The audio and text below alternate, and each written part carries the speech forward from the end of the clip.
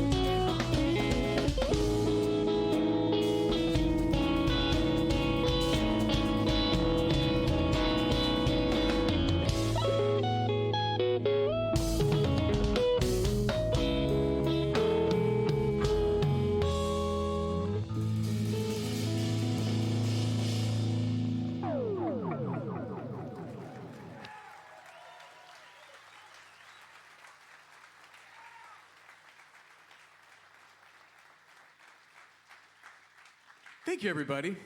We're from California, I think as Jim mentioned just a moment ago, and we're called Covet, and we're here to obviously play music for you and answer some questions. So we're going to do the Q&A portion currently. Anyone got questions? I saw your hand go up first. So the question was, what pedal am I using to achieve kind of a square wavy synthy sound with the bass towards the portion 2/3 towards the end of the song? It's an Earthquaker Hoof Reaper fuzz pedal. If any of you are hip to this thing, it's super killer. It's got their hoof circuit, which is kind of like the Big Muff Pie, cracked out, and then it's got their Solosound Tone Bender Tone Reaper on the other half, and their Octavia Tentacle in the center. It's in 3 pedals.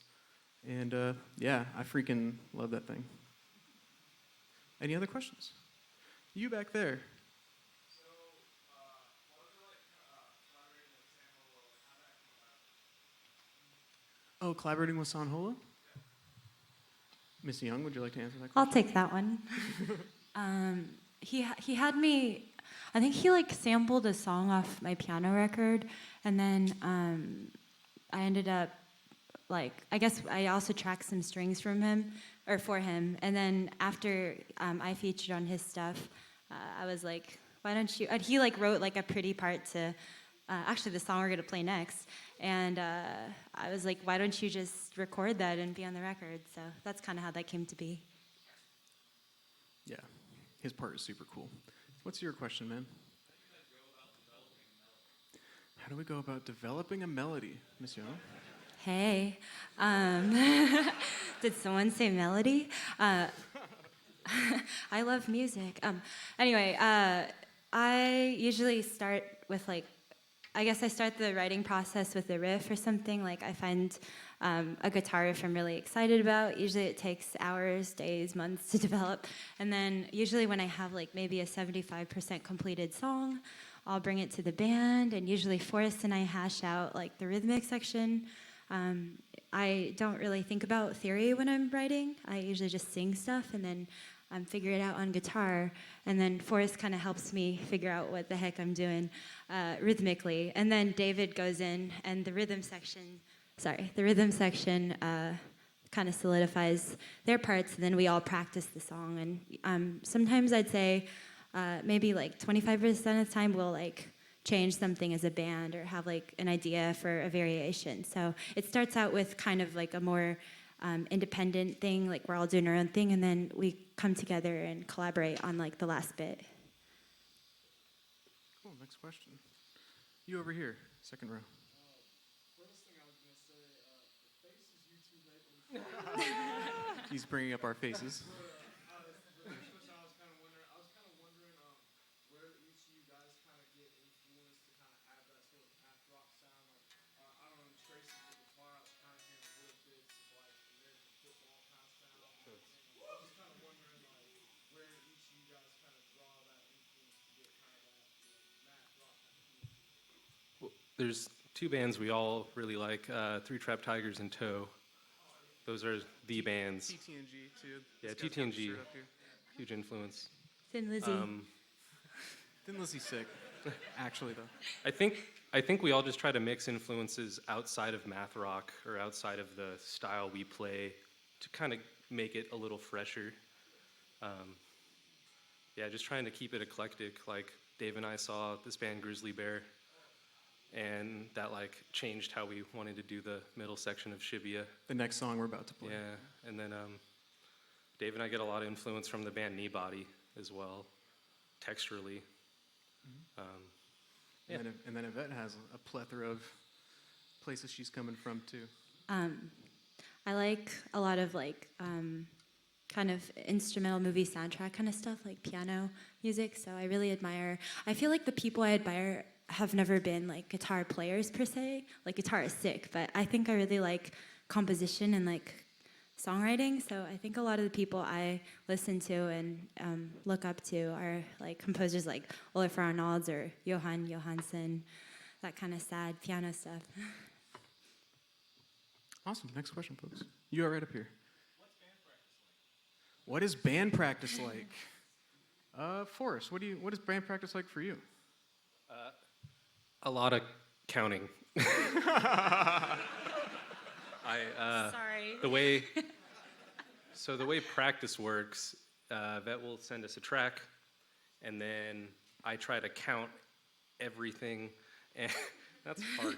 And then when we all get together and I could kind of give it a backbeat, then like it starts making sense. But usually we kind of try to figure out the song or the best to our ability before we even get in the room. I mean, I think that's just a rule of thumb when it comes to practicing, isn't it? Know the material before the practice. That goes so far with this kind of music because it takes so much time to break down every bar. So it kind of helps for Yvette and I to just figure it out together, and then we bring it to Dave, and then we just all try a bunch of different things. Like Dave, like we'll try writing like something really complicated over her part, and then we'll go, let's strip it back, and then we'll just try to build something that kind of weaves in and out of Yvette's parts. This is a cheesy answer, but really inspiring and enjoyable. I feel like there's nothing quite like playing music with like other people.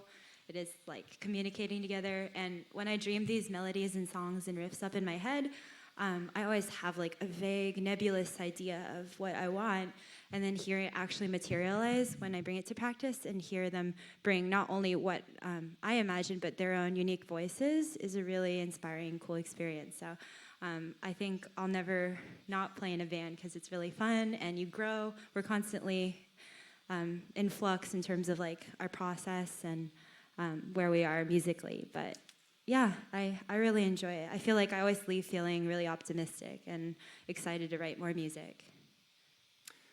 Fun and challenging. Those are my three Pretty words about sick. that. Next question, folks. You back there.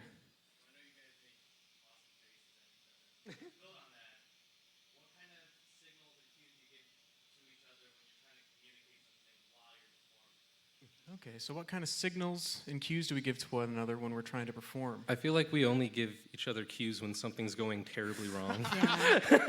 Like we have several instances where we're just playing in like pitch darkness, or someone's just strobing in my eyes and I can't see anything I'm doing. So I think like we just laugh it off. Usually I'll just mouth like "this sucks" to like Forrest or something.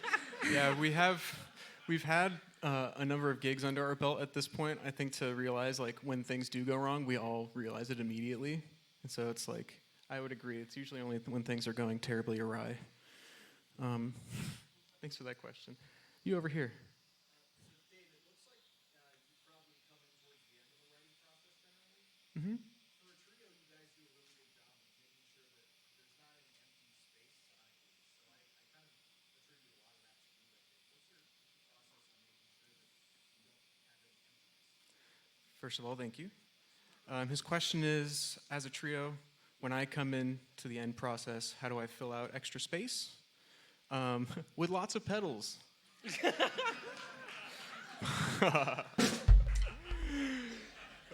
Yeah, I mean, all my bass parts are usually, almost all of them are usually sung before they hit the bass guitar, and then played clean, dry before they hit a pedal board. Yeah, I just I try to imagine where certain places could use touches of color. Yvette has a really good analogy that she uses for working with pedals in the writing process. She says you want to, write everything on a clean instrument, and that's like drawing in black and white, and then using effects is like coloring it in. So kind of like that, I just kind of see like what's the most logical melody over this part, and then where can I insert little bits of color, like some delay or some fuzz or other fun things. Is there anybody over here? I haven't gone over here much. What about yourself? What are our musical backgrounds? Yvette, would you like to start? Sure. I realize I've been doing a bad job of rephrasing the question. So my musical background is I come from classical piano and violin. Like before I took up guitar, I was a competitive pianist, and I did like the whole competition circuit. And then I played in 2 orchestras. So after all that, I was like, I want to play rock and roll. And so I took up guitar And I feel like my classical background comes in with mostly like ear training. As I said earlier, I don't really like think with theory, even though I have that theory background. I kind of just sing everything. I think ear training for me with like playing a fretless instrument and like figuring out polyphony on piano really helped me write the way I currently write. I went to community college.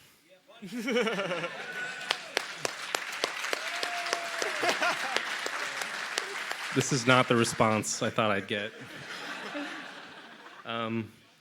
I started taking drums seriously because I was competing in the drum off like every year, and I was a grand finalist in 2014. And then I just started shedding my butt off after that because I lost, and I was just like, I want to practice, and I just practiced, and I'd shed from 2016 to 17. I think I shedded with like over 100 different drummers in LA. So shedding, it'll get you the chops. For any of you who aren't familiar with drum shedding, it's like the drum equivalent of boxing. You get like two guys with two kits and they trade 4-bar solos. It's really fun, especially if you're a bass player or a drummer. It's like, oh. My musical background, I started playing when I was 16. I'm 28 now. Immediately, my dad recommended to me, he's a musician as well, he said, play with as many people as you can and play with people who are way better than you. As you can see by who I'm playing with, I feel like I've been trying to follow that rule pretty well, and it's worked out so far. Yeah, just a lot of playing. Dang. Yeah, what's up, dude? I started playing barefoot when the pedal boards got larger. I liked to right now I should probably give my tongue-in-cheek answer, I like to connect with the stage. But on a very practical sense, sometimes there's a lot of knobs, and if you're poking around with a solid heel shoe, solid toe shoe, I can't use words, but you know what I mean. If you're poking around, it's much easier to get what you need done with digits.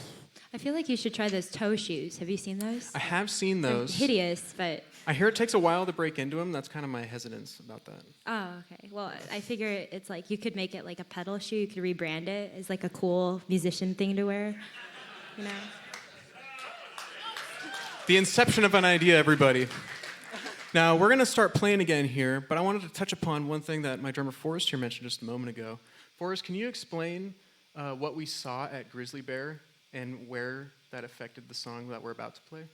Okay, so in the song, they were playing 6/8 for forever, and then the drummer put a 4 beat on it, and I was just like, dang, dotted eighth notes are so cool, right? Dotted eighth notes, okay. And yeah, so look for that in the song when I'm playing 6/8 for what seems like an eternity. Then. Thank you, Forrest. The song will go on for an eternity. It is called Shibuya.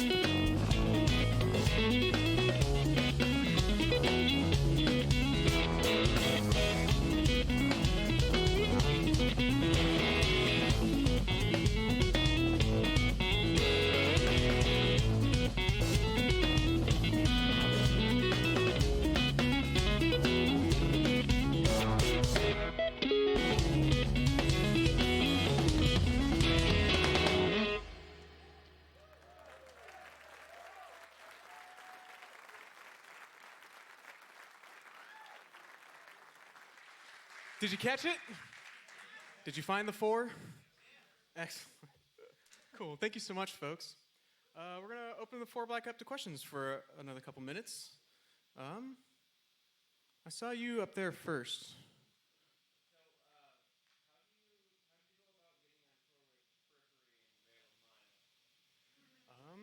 They're the homies. Yeah. Well, first of all, they're all sick dudes who we've gotten a chance to meet throughout the last couple of years since we've been touring. Specifically this time around, we just did a tour this past March and April with a band called Dance Gavin Dance. Awesome dudes, sick band. Periphery was also playing on that run for the first half of the shows, and we ended up hanging out with the dudes, and they're all super fun. I don't know, they're just all funny dudes, and we liked that, and then apparently they liked that we were funny dudes and dudettes, and asked us to play some more shows, we're very grateful to them. Yes, very grateful as Mark Holcomb's right down there. Thank you. We love Periphery. Shout out. He didn't there. like pay us to say this or anything. We'll be on tour from September 9th to October 3rd. Anyway, sorry. That's the plug. I see you holding your hand up. What's up, dude?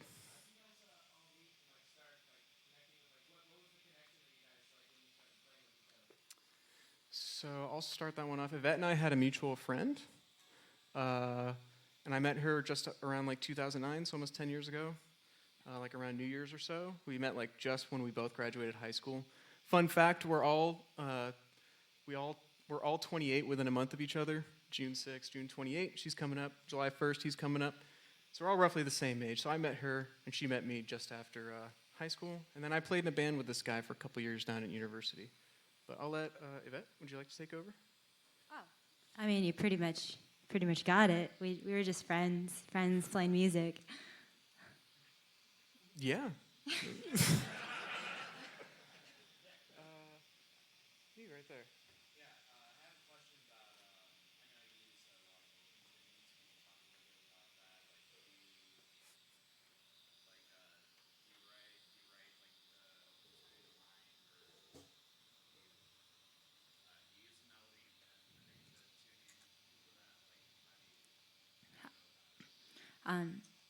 I guess like the best analogy I can think of for open tuning stuff is I feel like if I were to compare it to visual art, it would be like working on a pre-worked canvas or something. You already have like a layer, like a color on it. So for me, I sometimes feel like when I'm feeling stale in like standard or like another tuning, changing it up a little can force me to break out of shapes that I keep on playing, and it really forces me to use my ear and to really sing the melody and have like melody be the first and foremost thing driving.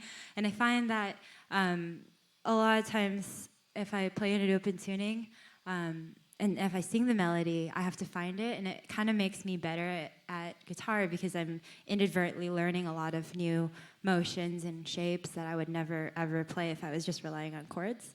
So, I kind of started out doing the open tuning thing just from listening to bands like Toe and American Football, and like they use a lot of that, and it kind of has that Midwest emo feel to it. Tunings I really like are FACGBE, FACGAE, and DAD F sharp AE. Like iterations of that.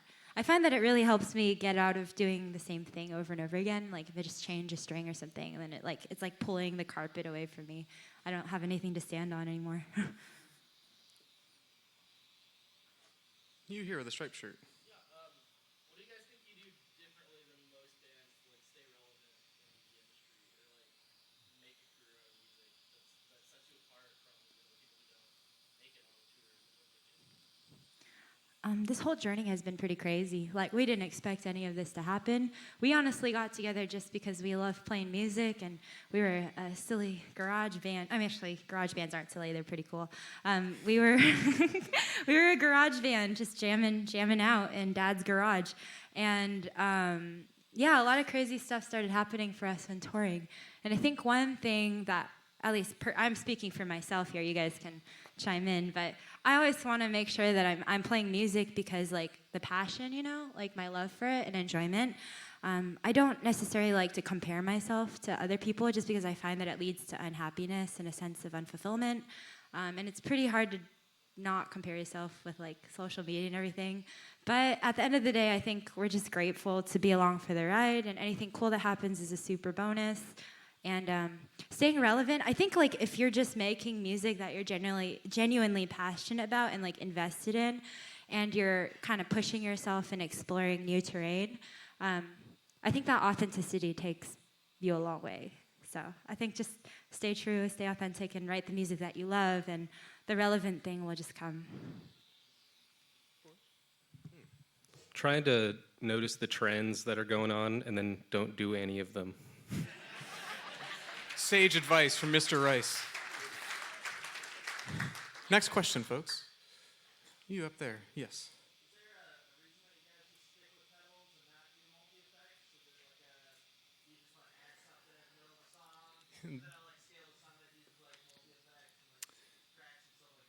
Yeah.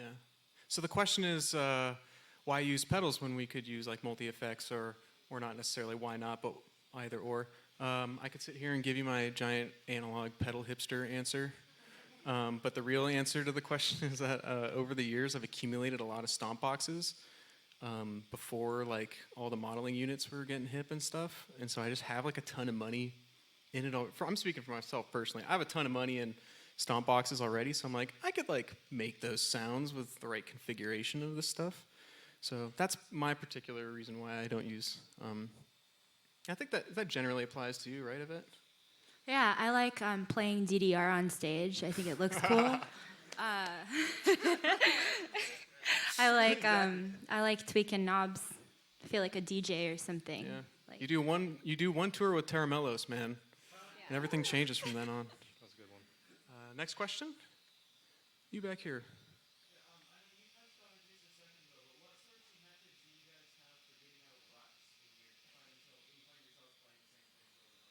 Forrest? Seeing a show. Yeah, that's a good way. We were rehearsing FLRS, our last record, for forever, and right when it started to get very grinding and dull, we saw that Grizzly Bear show, and it completely refreshed it. So seeing something that maybe doesn't relate to your style of music at all, what could be the answer 100% to that? on that. Yeah, definitely expose yourself to as much stuff as out there, because you really never ever know where you're gonna find some really cool Yeah, listen to really, really weird music. or really conventional music too. Even, whatever hits you, that's what matters. Any other question? We'll do one more question, and then we're gonna play another song. I'm gonna go with you.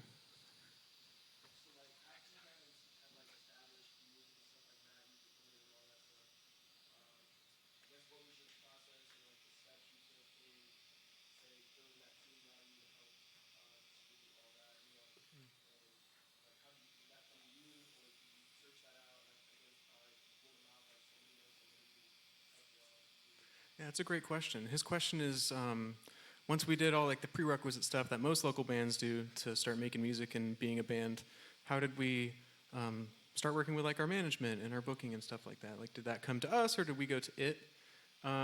We had the very good privilege of 2015. We didn't have any music out, but we knew a couple of dudes from the bands Chon and Polyphia, the homies. And they took us out on a small, we're from San Francisco-ish area, California. He's more from San Diego, but we did like a 4-show run in California. We did like San Francisco, Anaheim, Los Angeles, San Diego with them. They brought us along to open. This was like pre-Super Chon Bros. So it was, yeah. And we played those shows, and there was a booking agent there who really liked us. And so he came up and talked to us afterwards. So that's our particular story. I know it's very different for everybody, but it's definitely all about, putting yourself out there as much as you can. one thing I will say is I've noticed that if I kind of like when people come to us, because it shows that they're invested and passionate. Because I feel like if you go to someone, they're not going to work as hard as if they're like legitimately excited about you and want to come to you. So I think one of the mistakes we've made was going to people and like kind of shopping around. But I know it sounds kind of like, ooh, I'm cool, like I'm just gonna let people come to me. But I feel like it pays off, because the people that we love working with all view us kind of like a passion project, and they put in the extra mile because they're just genuinely invested and they like what we're doing. And that's a really privileged position to be in, of course. Okay, so we're going to come back to questions here in just a moment, but first, some more programs from your local station.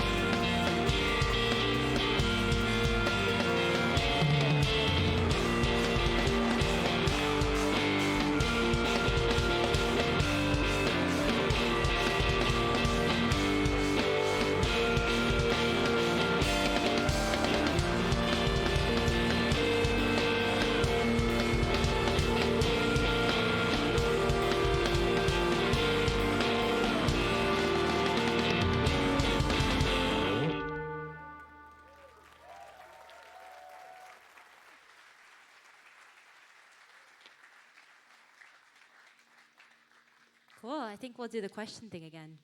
We have like 50 seconds. You. I mean, I like the meaning of the word. It means like wanting something intensely. So I always appreciate that. And it's just a nice, like, symmetrical word. So. She used to have a really cool explanation for it when she was like, it's that, used to say it was always like when you're trying to find that riff, you like covet it. You desire it so hard that you want to like pull it out of you. So you just sit there and you work and work and shed till you get it. Yeah. There's also a really cool song by Basement, that band called Covet. So. Yes. When you looked up Covet for the longest time, that was the first thing that came up forever. Sorry. I play 13s because I'm a psychopath. 45, 65, 85, 105. That's reasonable. Yes. Standard issue bass strings.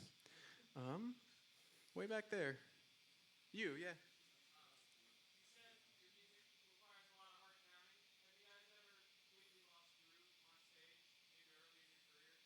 Not since I've been in the band.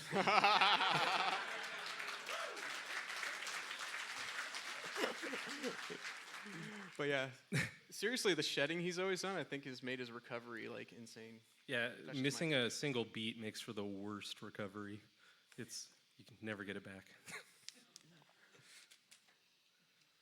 Okay, next question. You over there with the hat. Do you all just internalize a lot of that, or do you have any when it comes to the timing of things? We do have everything is clicked out. So yeah, and it kind of needs to be memorized, but I found a little hack because we have sometimes 7 tempo changes in a song, and trying to pull these 2 with me is really hard. So I printed a guide guitar to the click track. So I technically never need her in my monitor because she'll always be the recorded version in my head. So that helps with all the tempo changes, and in case I have no monitors, it really doesn't matter. I have it all in my ear. So yeah. Yeah. Another question? Sir with the gray shirt.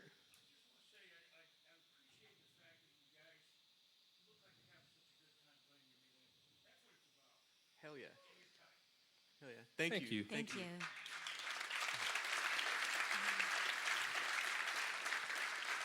Wouldn't rather be anywhere else in the world, that's for sure. There's too many cool guys trying to just... I can't do fun, that. Dude. Yeah, we just get to make noises. Yeah, it's fun. Did you have something to say? No, I was going to make a joke. So, yes, sir?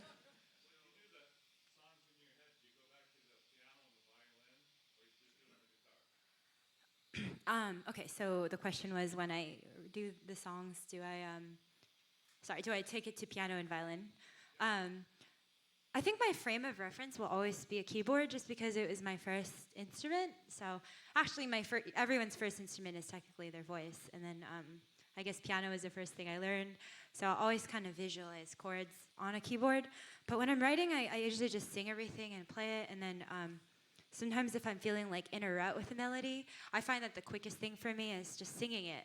When I don't know where I want a progression to go, or if I'm stuck on a riff, I'll sing what I want to hear come next, and then I'll translate that. And then for our auxiliary layers, I usually just play them on piano and then translate it to MIDI or something. Hey, what's up in the back? Your arms up. You were scratching your head. Oh yes, you've been waiting for a while. Thanks, I'll man. tell you after. Okay.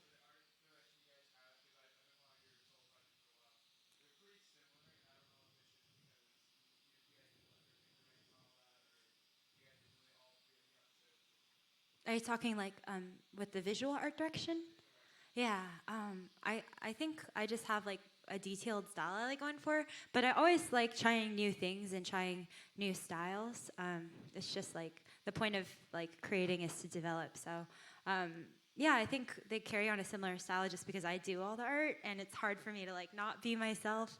But yeah, I think that's the main reason, is just because I don't know, it's kind of cool designing the visual element for the band as well. It's better than outsourcing an artist because it's always hard to translate your vision to someone else. Like, no one's going to see that as clearly as you do.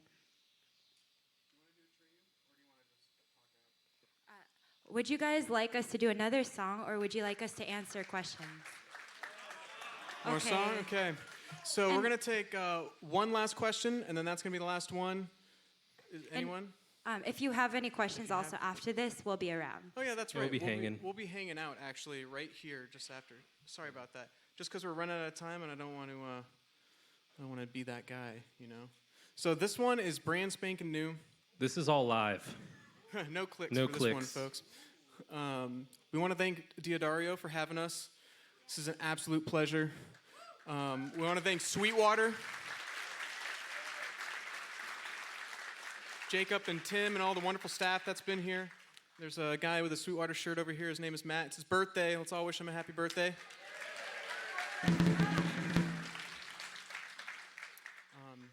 Thank you so much for being here and having interest and asking us questions. This is a whole heck of a lot of fun for us. We played a song earlier called Falcor. It was like the longer one. It was the second one we played. And then this is a brand new one. It's called Atreyu.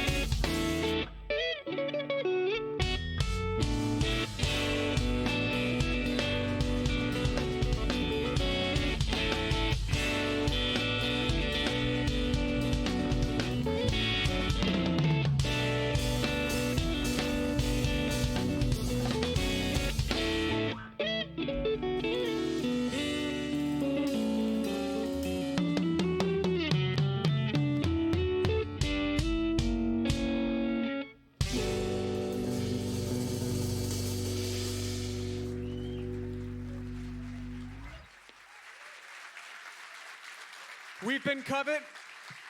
We're playing in Indianapolis in July 12th or 13th. Come check us out if you liked what you heard. Thanks for being with us. Thank you to Dario. Thank you. And thank you, you, Sweetwater. And thank you all. We appreciate We'll it. be hanging out if you have more questions also. We will.